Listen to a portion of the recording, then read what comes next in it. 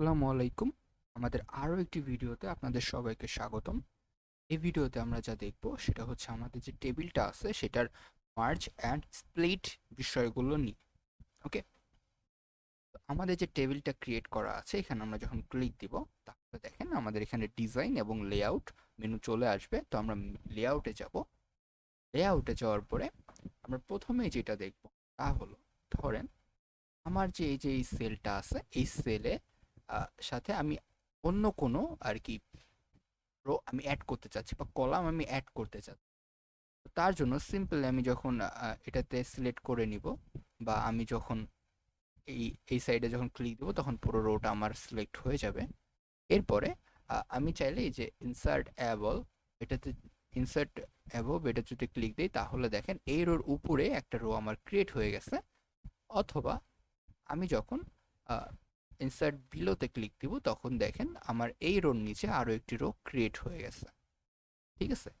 Similarly আমি যদি চাই যে আমার এই যে কলাম আছে এর হচ্ছে লেফট বা রাইট সাইডে আমি আরও সেল অ্যাড করতে কলাম অ্যাড করতে চাচ্ছি, তার জন্য এটা আমি সিলেক্ট করে নিলাম। এরপরে ইনসার্ট লেফটে যখন আমি ক্লিক দেবো তখন দেখেন এটা লেফট সাইডে একটা কলাম অ্যাড হয়ে গেছে এবং এটাতে ক্লিক দিলে দেখেন রাইট সাইডে একটা কলাম অ্যাড হয়ে গেছে।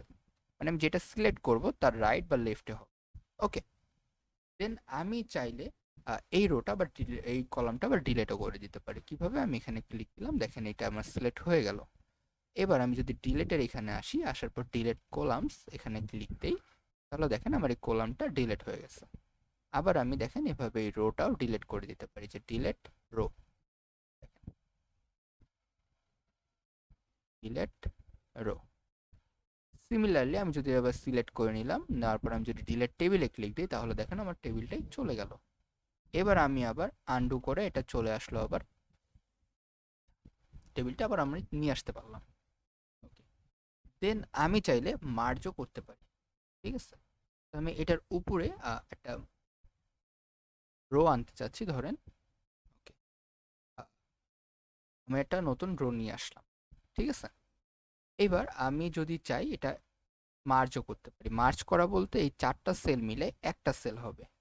এটা আমি পুরোটা সিলেক্ট করে নিলাম, দেন মার্জ সেল এখানে ক্লিক দিলাম তাহলে দেখেন আমার এটা একটা সেল হয়ে গেল। এই জায়গায় যদি আমি এনিথিং লিখি, যে এনিথিং, ওকে, এনিথিং আমি এখানে লিখলাম, তো আমার এটা কি মার্জ করে ফেলতে পারলাম। আবার আমি চাইলে এই জায়গায় কলাম রো এই জিনিসগুলো অ্যাড করতে পারি। কিভাবে? স্প্লিট সেল এখানে যদি আমি ক্লিক দেই তাহলে দেখেন এখানে আমার কাছে জিজ্ঞেস করতেছে আমি কতগুলো কলাম বা রো আমি অ্যাড করতে চাচ্ছি। এখান থেকে যদি আমি রো দিয়ে দেই এই জায়গায়, আমি আর যেহেতু কলাম লাগবে, আমি যেহেতু এটা মার্চ করছি, এটা আমি 0 করে দিলাম।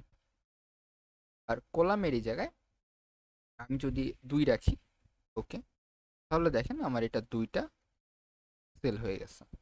এইভাবে আপনি যতগুলো চান এই জায়গায় রো কলাম ইত্যাদি অ্যাড করে নিতে পারবেন। ওকে, দেন নেক্সট এটাতে আমরা যেটা দেখব যে আমরা আমাদের যে সেলগুলো আছে এগুলো বড় ছোট করা। ঠিক আছে? তো সাপোজ আমি এটা বড় করে নিলাম। ঠিক আছে? এটা আমি বড় করে নিলাম। এখন আমার অন্যগুলো চাইতে এই যে সেলগুলো এগুলো বড় দেখাচ্ছে।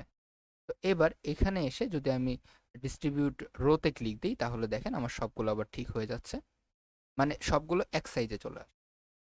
সিমিলারলি আমি যদি আবার এটা বড় করে নিই, দেন আমি যদি ডিস্ট্রিবিউট কলামসে ক্লিক দিই তাহলে দেখেন সব একটা সাইজে চলে আসতে পারতেছে।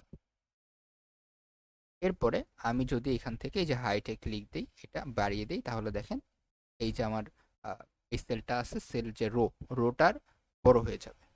আবার যদি আমি এখানে ক্লিক দিই, এই যে ওয়াইডে ক্লিক দিই তাহলে দেখেন আমার এই কলামের এটাও বড় হয়ে যাবে। আশা করি আপনারা বিষয়টা বুঝতে পারছেন। আপনি যখন প্র্যাকটিস করবেন তখন আরো সুন্দর করে বুঝতে। তো আমাদের ভিডিওটা দেখার জন্য আপনাকে ধন্যবাদ এবং পরবর্তী ভিডিও আজকের মতন এত দূরই। আসসালামু আলাইকুম।